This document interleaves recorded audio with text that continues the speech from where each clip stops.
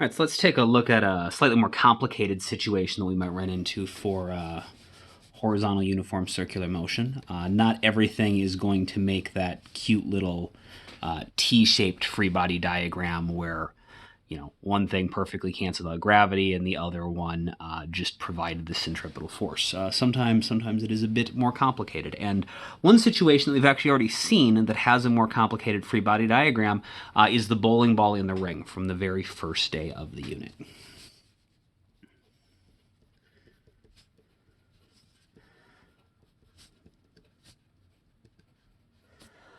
And so the issue here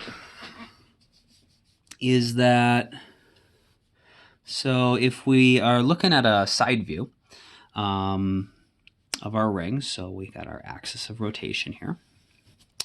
The bowling ball, is a relatively tall object, and the ring was really short. The ring was so short that it didn't even come halfway up the bowling ball. It was, it came like to here. And so the ring itself was really short compared to the bowling ball. And that means that unlike, our previous diagrams, or like we had like the tension or the friction just going straight towards the center, the ring can't actually push straight towards the center because it's going to push with a normal force, which means it's just going to push away from itself, and away from itself is going to be, so away from the contact point here is going to be that way.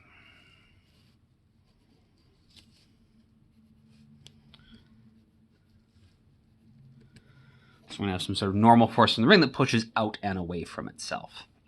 Of course, all of the things that we know about circular motion and free body diagrams still have to be true. So if we're going in uniform circular motion, we have to have a net force going towards the center because our net force has to be centripetal. The centripetal force is the net force.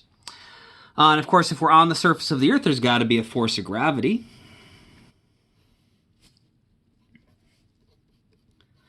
And since the bowling ball was still in contact with the ground, we would expect that there was also a normal force from the floor. The floor would have been pushing upwards on the ball as well.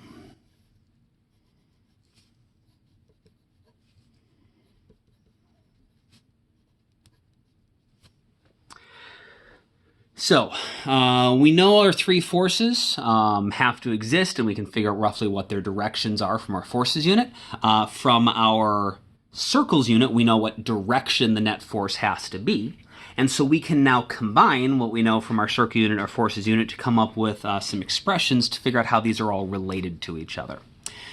So the normal force in the ring is pointing at an angle. We know how to deal with vectors at an angle. We break them into components.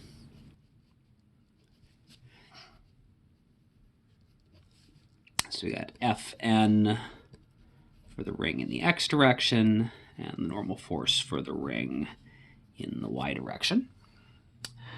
And we can write expressions for what's going on, how all these things are related to each other. The y direction, we know everything needs to cancel out. So in the y direction, so we know the net force in the y direction is 0, which means all of the up forces have to perfectly cancel out all of the down forces. So we only have one force going down. So that down force has to equal all the up forces. We have two forces going up, or two forces or components going up. The normal force from the floor and the y component of the normal force from the ring. So this means that in this case, the normal force is not going to be the same as the force of gravity. If the normal force from the floor was the same as the force of gravity, they would already cancel each other out, and the fact that the ring is pushing up at an angle would actually cause the bowling ball to fly up into the air, which is not what happens. So the only way this can actually work is it turns out the floor doesn't need to push as hard as gravity. It pushes less than gravity because it's going to combine with the upwards force from the ring to cancel out gravity. In the x direction, things are a little bit simpler. We know that our net force in the x direction is just our net force for the problem, which is the centripetal force. And so if we add all of our forces up, they have to add up to our net force. We only have one force going in the x direction, though. And so we can just say that the normal force from the ring in the x direction, so the x component of the normal force from the ring, has to be equal to the centripetal force. And so then, we don't have numbers in this case, but if this was a problem-solving problem, you might be asked to figure out, how much force the ring is pushing with. And so you would have information to figure out, some other stuff, and you can use these relationships to find that. Or maybe you were going to be asked to figure out how fast it's going. And so how fast it's going, that's connected to the centripetal force.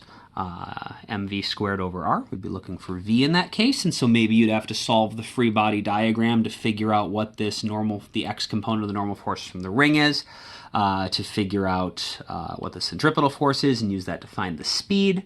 Maybe we'd probably be given this angle in a lot of cases, but the problem could be to figure out, what angle this force is being applied at. And we could do that because we know both of these relationships have to be true.